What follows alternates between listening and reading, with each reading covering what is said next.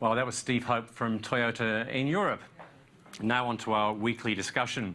As we saw earlier in the program, small businesses use their values, innovation and community relationships to leverage their businesses.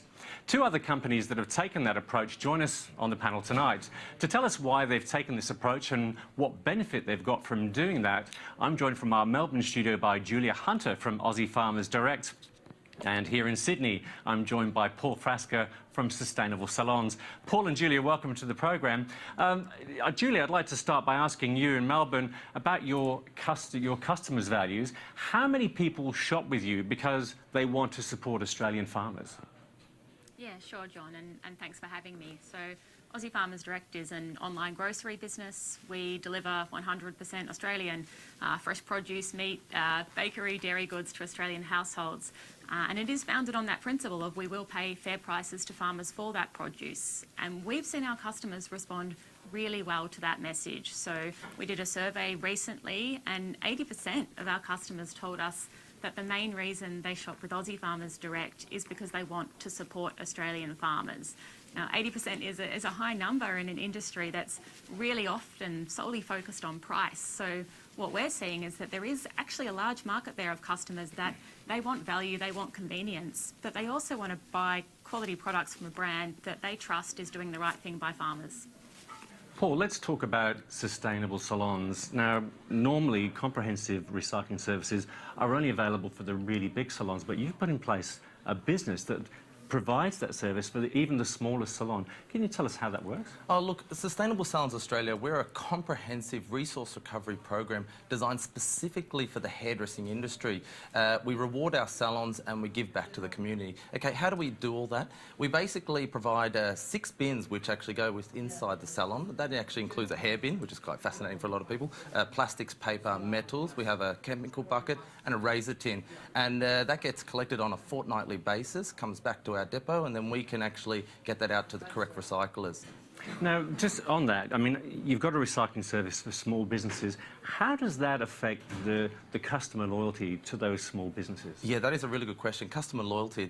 Look, customers are very savvy today, you know, with what they're choosing for, whether they're buying a product or going for a haircut. You know, people do expect any business today to provide some sort of green initiatives. You know, as a salon joining Sustainable Salons, they can really benefit from all the amazing stories, and we provide a lot of marketing to these stories, such as our getting a full head of foils. We actually sell off all that waste, and that money is donated to Oz Harvest to feed the homeless. So it's a different approach to how you actually now come and get your hair done, and it gives you a great market edge against other salons in the local area.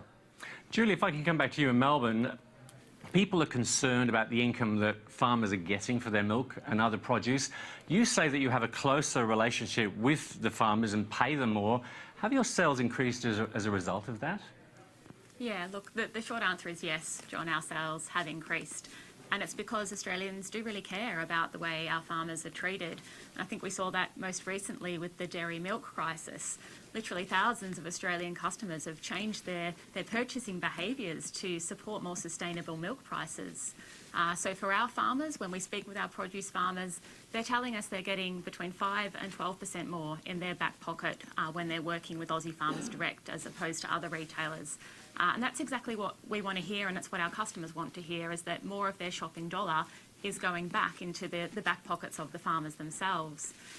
From a business perspective as well, it has helped us to grow. So we started as one milk and bread delivery round in Melbourne 10 years ago. The business is now delivering to around 100,000 customers each week across Australia. Well, good on you for looking after Aussie farmers. They need all the help they can get. Now, let's talk community, Paul. In your industry, a lot of hair gets cut off every single day. How much hair actually gets cut off, and what can be done with it? Yeah, we're definitely in the business of hair. The Australian hairdressing industry cuts off 400,000 kilos on average each year, kilos of hair. So it's quite a lot of hair when you think about it.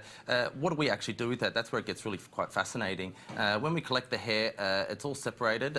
We actually use a large proportion of that hair, which is going into the Hair Booms program to cleaning up oil spills. This was quite successful during the BP oil spill in America, and we're looking to continue that here for the Great Barrier Reef. reef. We also use some of the hair for local community growing groups where they can use it within their compost. And another really exciting thing coming up these days is we're actually putting the hair into UTS science department, where we're actually starting to study hair for the first time as a resource for the future. You know, people just don't realise sometimes, you know, we wear fur but we don't wear hair. What's the difference? You know, of course people don't want to wear hair, but basically we want to look at it as a resource of the future.